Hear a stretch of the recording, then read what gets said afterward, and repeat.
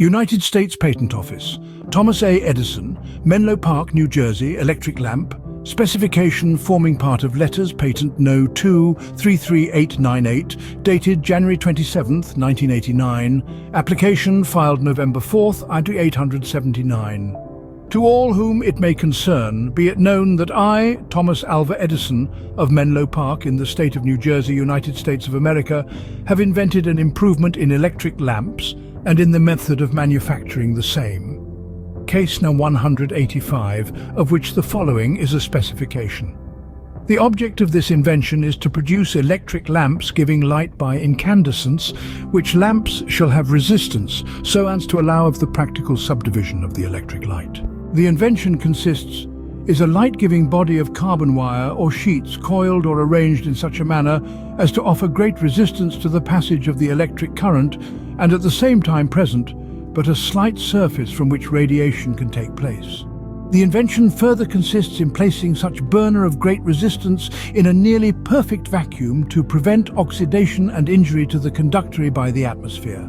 The current is conducted into the vacuum bulb through platina wire sealed into the glass. The invention further consists in the method of manufacturing carbon conductors of high resistance so as to be suitable for giving light by incandescence, and in the manner of securing perfect contact between the metallic conductors or leading wires and the carbon conductor. Heretofore, light by incandescence has been obtained from rods 0F carbon of 1 to 4 ohms resistance, placed in closed vessels, in which the atmospheric air has been replaced by gases that do not combine chemically with the carbon. The vessel holding the burner has been composed of glass cemented to a metallic base. The connection between the leading wires and the carbon has been obtained by clamping the carbon to the metal. The leading wires have always been large, so that their resistance shall be many times less than the burner, and in general, the attempts of previous persons have been to reduce the resistance of the carbon rod. The disadvantages of following this practice are that a lamp having but 1 to 4 ohms resistance cannot be worked in great numbers in multiple arc without the employment of main conductors of enormous dimensions. That, owing to the low resistance of the lamp, the leading wire must be of large dimensions and good conductors, and a glass globe cannot be kept tight at the place where the wire pass in and are cemented. Hence the carbon is consumed, because there must be almost a perfect vacuum to render the carbon stable, especially when such carbon is small in mass and high in electrical resistance. The use of gas in the receiver at the atmospheric pressure, although not attacking the carbon, serves to destroy it in time by air washing, or the attrition produced by the rapid passage of the air over the slightly coherent, highly heated surface of the carbon. I have reversed this practice. I have discovered that even a cotton thread properly carbonized and placed in a sealed glass bulb, exhausted to 1/1,000,000th of an atmosphere, offers from 100 to 500 ohms resistance to the passage of the current, and that it is absolutely stable at very high temperatures. That if the thread be boiled as a spiral and carbonized, or if any fibrous vegetable substance which will leave a carbon residue after heating in a closed chamber be so coiled, as much as 2000 ohms resistance may be obtained without presenting a radiating surface greater than 3/16ths of an inch. That if such fibrous material be rubbed with a plastic composed of lamp black and tar, its resistance may be made high or low according to the amount of lamp black placed upon it. That carbon filament may be made by a combination of tar and lamp black, the latter being previously ignited in a closed crucible for several hours, and afterward moistened and kneaded until it assumes the consistency of thick putty. Small pieces of this material may be rolled out in the form of wire, as small as 7/1000ths of an inch in diameter and over a foot in length.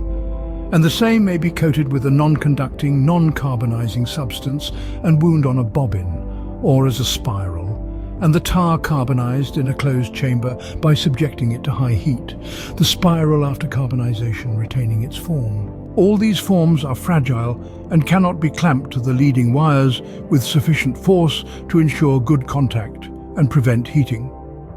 I have discovered that if platinum wires are used and the plastic lamp black and tar material be molded around it in the act of carbonization, there is an intimate union by combination and by pressure between the carbon and platina, and nearly perfect contact is obtained without the necessity of clamps.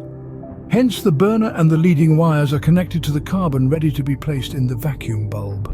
When fibrous material is used, the plastic lamp black and tar are used to secure it to the platina before carbonizing. By using the carbon wire of such high resistance, I am enabled to use fine platinum wires for leading wires, as they will have a small resistance compared to the burner, and hence will not heat and crack the sealed vacuum bulb. Platina can only be used as its expansion is nearly the same as that of glass. By using a considerable length of carbon wire and coiling it, the exterior, which is only a small portion of its entire surface, will form the principal radiating surface. Hence, I am able to raise the specific heat of the whole of the carbon and thus prevent the rapid reception and disappearance of the light, which on a plain wire is prejudicial, as it shows the least unsteadiness of the current by the flickering of the light. But if the current is steady, the defect does not show. I have carbonized and used cotton and linen thread, wood splints, papers coiled in various ways, also lamp black, plumbago and carbon in various forms, mixed with tar and kneaded so that the same may be rolled out into wires of various lengths and diameters. Each wire, however, is to be uniform in size throughout. If the carbon thread is liable to be distorted during carbonization, it is to be coiled between a helix of copper wire. The ends of the carbon or filament are secured to the platina, leading wires by plastic carbonizable material, and the whole placed into a carbonizing chamber. The copper, which has served to prevent distortion of the carbon thread, is afterward eaten away by nitric acid, and the spiral soaked in water, and then dried and placed on the glass holder, and a glass bulb blown over the hole with a leading tube for expansion by a mercury pump. This tube, when a high vacuum has been reached, is hermetically sealed. With substances which are not greatly distorted in carbonizing, they may be coated with a non-conducting, non-carbonizable substance, which allows one coil or turn of the carbon to rest upon and be supported by the other. In the drawings, Figure 1 shows the lamp sectionally.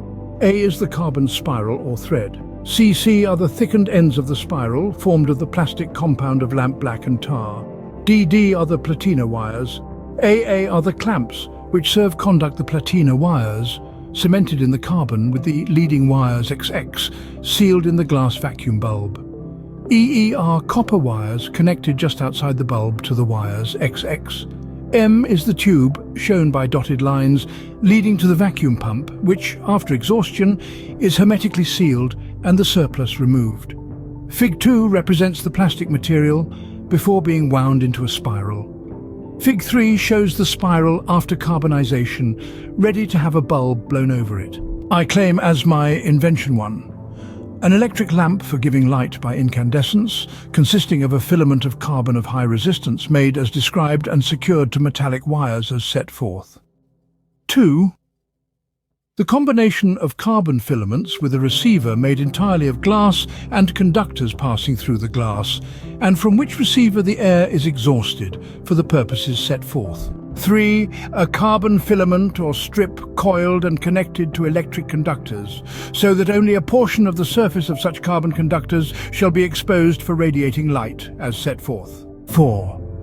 The method herein described of securing the platina contact wires to the carbon filament and carbonizing of the whole in a closed chamber, substantially as set forth. Signed by me this first day of November, AD 1879, Thomas Edison. Witnesses S.L. Griffin, John F. Randolph, then end.